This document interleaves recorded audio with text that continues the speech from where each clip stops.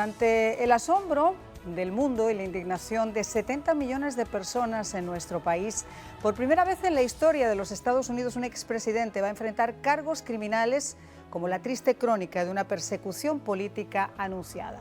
El propio perseguido, hace tan solo unas horas, confirmó la noticia. Un gran jurado de Manhattan votó por acusar formalmente a Donald Trump por el caso que involucra el supuesto pago a la actriz porno Stormy Daniels en la víspera de las elecciones presidenciales del 2016. Una acusación ocurrida 7 años atrás, negada en numerosas ocasiones por el expresidente y que, irónicamente, ya había sido desestimada con anterioridad por la oficina del fiscal federal en el Distrito Sur de Nueva York en el 2019, el predecesor en el cargo de Alvin Bragg, y por la Comisión Federal de Elecciones en el año 2021, tras considerar que no había motivos al concluir sus investigaciones.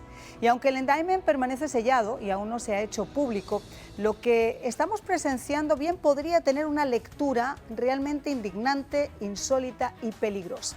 Mientras Nueva York resiste, como puede, en medio de la peor ola de criminalidad de la historia, parecería que Alvin Bragg, un hombre abiertamente afín al Partido Demócrata, cuyas contribuciones han apoyado su posicionamiento político, ha sacado los recursos y el tiempo para salir a la caza de un delito que imputar a Donald Trump. Como el comisario de Sterling, ustedes se acuerdan que se lo comentaba cuando alardeaba de muestra al hombre y yo te fabricaré el crimen. Eso puede poner en tela de juicio la independencia de la justicia o su servicio a la Casa Blanca o a este Estado profundo, inconforme con un adversario político como Trump, potencial candidato presidencial para el año 2024. La pasada semana fue el propio expresidente quien había comunicado a la opinión pública y a sus seguidores que podría ser detenido en las próximas horas. Criticó duramente a Bragg por su obsesión de tratar de atrapar a Trump, al tiempo que advirtió que la medida para acusar a un expresidente de Estados Unidos podría ser contraproducente, porque en este caso se trata de una persecución política y una interferencia electoral al más alto nivel de la historia. Según sus palabras, desde el momento en que bajé por la escalera mecánica dorada en la Torre Trump e incluso antes de prestar juramento como presidente de Estados Unidos, los demócratas radicales de izquierda, el enemigo de los hombres y mujeres trabajadores de este país, han estado participando en una cacería de brujas para destruir el movimiento Make America Great Again. Nadie, nos caiga bien o nos caiga mal, puede negar que a día de hoy eso ha sido una realidad frente a esa otra realidad que nos rodea, donde potenciales criminales, como el hijo del presidente Biden, que podría salpicar incluso en esa investigación a su propio padre, están siendo protegidos por el FBI, el Departamento de Justicia y hasta el IRS, como hemos visto con la intimidación al periodista Matt Taibbi, que declaraba ante la comisión que investigaba la injerencia de estas agencias con Twitter para proteger a Hunter. Una peligrosa realidad más típica de una república bananera o de una dictadura que de un país como este, sostenido por el respeto a los valores democráticos y a la separación de poderes, donde hoy se está creando una versión, como decía la abogada de Trump, corrupta y distorsionada del sistema de justicia y de la propia historia, sobre la que, yo añado, nuestros padres fundadores han creado este país. Pues miren ustedes, hoy será un día en el que algunos quizá estén saltando sobre una pata por su animadversión personal contra Trump. Pero lo cierto es que es un día triste, y yo creo que es un día muy triste para los países democráticos y sobre todo para un país como este que, como yo decía, se ha fundado sobre esos valores y esos preceptos de nuestros padres fundadores. Quiero presentarles a nuestro invitado. Está con nosotros el abogado Nelson Rodríguez Varela, abogado, exfiscal y una persona que tiene un criterio siempre extremadamente claro. Muchísimas gracias por acompañarnos hoy. Gracias, gracias. Un placer estar contigo hoy. Yo decía que aquí hay dos versiones, el que puede estar muy contento y obviamente el que siente que estamos perdiendo esa sensación que teníamos de que este país es el mejor país del mundo. Si realmente se ha producido esa politización de la justicia, esa weaponizing de la justicia, ¿ante qué no? ¿Qué es lo que podemos esperar el resto de los mortales, Nelson? Bueno, yo creo que esto es un intento de politizar. Yo creo que en este momento tenemos un fiscal en el estado de New York, en Manhattan, que ha utilizado un gran jurado para de alguna forma, y veremos qué es el testimonio que se le ha presentado a ese gran jurado y de qué manera él ha manejado a los testigos en ese gran jurado, para lograr cargos contra el expresidente Donald Trump, donde, como dijiste en el intro, no se habían logrado por parte del sistema federal. El que precede a Alvin Bragg tampoco había encontrado razón para acusarlo, y él sí encuentra de nuevo razón para acusarlo, encuentra estos cargos, esta manipulación de teorías legales para lograr que ciertos cargos, y todavía no conocemos cuáles son, pudieran ser utilizados para lograr ese indictment. Francamente, cuando se encuentra la justicia siendo manejada por problemas políticos, vamos a encontrar este tipo de problemas. La justicia y las garantías procesales de este país son supremas y es uno de los bastiones importantes de nuestra democracia. Eso quiere decir que en la justicia tiene que llover parejo, tiene que ser justo para todo el mundo. No puede estar influenciada por este tipo de problemas y agendas partidistas o agendas políticas, porque hay una incongruencia total y no se puede nunca reconciliar la política con la justicia. La justicia es lo que define si la política está bien llevada, no al revés. Y entonces, por lo tanto, cuando se enfocan las cosas de esa forma, lo que encontramos es injusticia. Yo anticipo que lo que vamos a ver en este caso es una falta de calidad en los testigos que se han utilizado para lograr este indictment. Como dije anteriormente, pienso que es un intento de manipulación. Todavía pienso que este es el país más grande del mundo. Intimidación absoluta. Pienso que están tratando de secuestrar la justicia en este caso, pero yo estimaría que todavía tenemos las garantías procesales necesarias. Pienso que el expresidente Trump quiere pelear estos cargos. Pienso que se va a presentar y que el fiscal Alvin Bragg ahora va a tener que voltear todas sus cartas ante los abogados defensores de Trump y la Corte para determinar exactamente cuál es la credibilidad, qué evidencias específicamente tiene y, más importante, si esas evidencias son suficientes para probarle a una persona que se le presume inocente de cualquier cargo delictivo, más allá de una duda razonable, claro, su culpabilidad con respecto a estos cargos. Eso sería en teoría, pero es como yo decía al comienzo, en un país donde la presunción de inocencia tiene que valer por encima de cualquier otro precepto. En este caso no se está anteponiendo a un criminal ante la justicia, sino que se está buscando un delito para llevar a un individuo ante la justicia. Y eso, el mensaje que nos envía, que es lo que yo estaba comentando al comienzo contigo antes de empezar el programa, es terrible, porque no es solamente hacia nosotros como país, que ya está bastante polarizado y bastante dividido, esos 70 millones de personas que consideran que esto ha sido una cacería de brujas desde el día 1 y que, lejos de que piensen de que, bueno, esto puede pasar, la gente es boba, es tonta, esto se pasa, eso increpa todavía muchísimo más las ganas de decir, basta, esto no puede seguir continuando. Pero manda un mensaje también muy fuerte hacia nuestros enemigos, hacia esos países que dicen, ¿con qué cara tú me vas a venir a dar lecciones a mí si en tu país está ocurriendo esto? Claro, y ese es uno de los problemas grandes, donde el manejo de la justicia se hace conforme a una agenda política. Nosotros los simplemente mortales tenemos mucho que preocuparnos. Tienes que preocuparte tú como periodista, que digas algo y te investiguen. Tengo que preocuparme yo como abogado, que hago mi gestión, pero también vengo aquí a conversar en estos programas. Tengo que pensar en cualquier persona que pueda ser también sujeta a una manipulación. Estamos viendo como, por ejemplo, en Nicaragua el régimen monta 200 personas en un avión y los manda para acá, simplemente adjudicándose una victoria en términos políticos, utilizando la justicia de esa forma. Vemos como en Rusia se apoderan también de un periodista y lo utilizan y lo van a utilizar como... Entonces, no es que nosotros estemos ahí, es que el potencial existe cuando nosotros permitimos que la justicia, que debiera de ser impermeable a este tipo de gestión política, se está corrompiendo de esa manera. Y creo que las personas debieran de poner un poco de atención a lo que está ocurriendo, porque de lo contrario, cuando eso se pierda, cuando se erosione esa separación de poderes, todos vamos a pagarla aquí en los Estados Unidos. Yo creo que en este momento estamos ante la visión de una justicia totalmente erosionada, y eso es lo terrible, que no estamos ante una anticipación de algo que pueda ocurrir. Esto ya está ocurriendo. Vamos a ir por partes, porque desde luego son muchas cosas las que quiero abordar esta noche con un experto como Nelson Rodríguez Varela, no quiero perder ninguna. En este caso, para todos aquellos que piensen que esto puede perjudicar a la hora de que Trump pueda ser candidato en el 2024, en el caso de que se produzca no creo que vaya a ser detenido, ese es otro de los puntos que quiero abordar contigo, me imagino que va a haber una entrega. ¿Cómo sería ese proceso de esa entrega? Estaba escuchando cuando venía para acá que el FBI puede juzgar si le pone o no le pone las esposas. ¿Cómo sería eso? Bueno, esto es un caso estatal. Primeramente, quien pide la presencia del expresidente en la corte de Manhattan es el gobierno estatal de New York.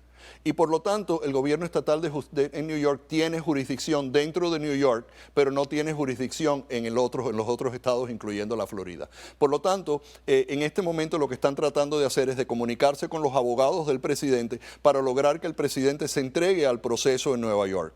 Asumiendo que eso es lo que ocurre y es lo que yo pienso que va a pasar, el presidente se presenta en New York bajo un alto grado de seguridad, bajo un protocolo digno de un expresidente, acompañado por el servicio secreto, que es su función, y me imagino que entre a la sala de corte de una manera surrepticia. No pienso que se va a bajar de un carro en el medio de la corte. Hay que tener cuidado también con la seguridad del expresidente, que es algo que es importante para el país, y se presenta frente a la corte. Habrá en un momento determinado una fotografía que le tomarán, el juez lo instruirá de cuáles son los cargos, se decidirán puntos protocolares como la entrega de las pruebas, quién va a ser el abogado, cómo se van a designar las fechas para que se desenlace ese proceso previo a el encuentro en la corte. Una vez que eso suceda, pues entonces ya todo será guiado de una forma apropiada entre los abogados, pero no creo que esto vaya a ser algo que esté fuera de lo normal. No creo que vaya a ser una pantalla, un circo,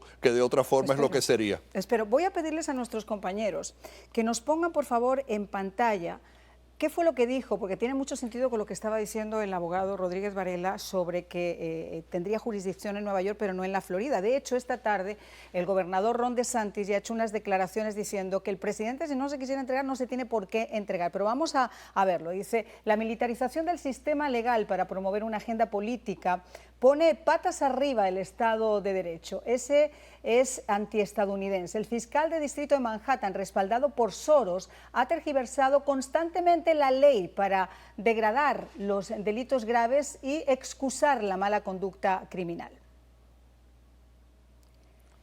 ¿Qué le parecen las declaraciones del gobernador DeSantis? Bueno, a mí esas declaraciones me parecen interesantes desde el punto de vista político. Entiendo que él está tomando esa determinación. Pienso que le conviene hablar de esa forma, pero siempre siento también que tiene razón. Aquí de esta forma el estado de la Florida, donde de manera arrolladora y abrumadora eligieron a ese gobernador y a otros congresistas que forman parte ahora del equipo federal en Tallahassee y en la Florida, no van a reconocer la legitimidad de estos cargos y han establecido que no van tampoco a participar en ese grado de cooperación que sería necesario para efectuar una extradición.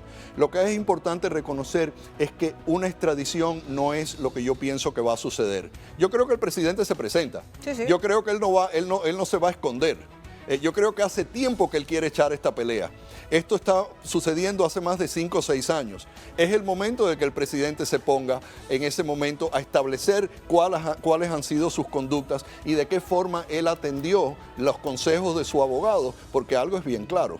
Él tiene todo el derecho del mundo de escuchar a su abogado Michael Cohen, quien se ha probado ser un individuo ahora convicto de crímenes federales, que están relacionados con declaraciones falsas. Es un total mentiroso en el cual Alvin Bragg ha puesto todas sus fichas para conseguir que un gran jurado encauce a Donald Trump, cuando en realidad el señor no tiene alguna credibilidad posible. A ver, volvemos al mismo tema. Han tenido que buscar el peor caso, el más irónico posible, para tratar de cazar al cazado en este momento. Stormy Daniels, una mujer sin ninguna credibilidad, absolutamente ninguna credibilidad, que ya había pasado por 400 investigaciones, un caso que había pasado por investigaciones federales, incluso por la propia Comisión Electoral, sin ninguna, y lo vuelven a resucitar ahora. Yo creo que podían haberse puesto las pilas de alguna forma un poquito más profunda. Bueno, antes de seguir en materia con nuestro abogado Nelson Rodríguez Varela, vamos a ver también qué fue lo que dijo Kevin McCarthy, porque la pregunta que se hace uno es, bueno, ¿y ahora qué va a pasar con los republicanos? ¿Qué van a hacer? ¿Van a dejar que les sigan ganando terreno de esta manera? Y dijo, el pueblo estadounidense no tolerará esta injusticia. La Cámara de Representantes pedirá cuentas a Alvin Bragg y su abuso de poder sin precedentes. Ahora, estábamos hablando también en la pausa que va a ser muy difícil poder probar, aunque sea acusado con crímenes, tenga que presentarse ante un gran jurado, va a ser muy difícil probarlo.